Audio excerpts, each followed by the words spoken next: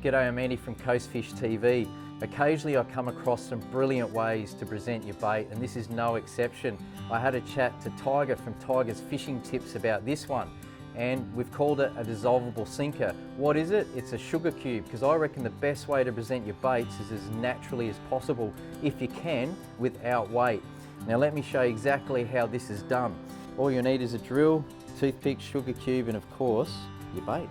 So first step, what we need to do with your drill, straight through the center of that sugar cube. Go nice and easy too, because you don't want it breaking up.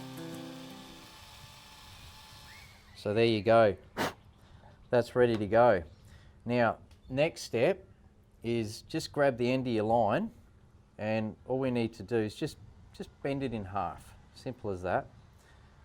Straight through the hole of the sugar cube.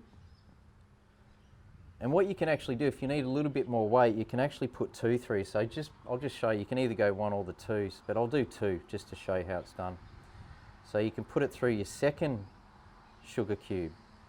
Your line pops out the top, and then all we do is secure it using a toothpick.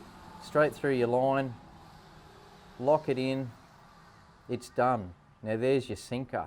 That's pretty cool. Of course, you need to put your bait on, so we'll just do that. I'm just using a little circle hook, and then we're going to throw in a prawn. I'll just pop the head off,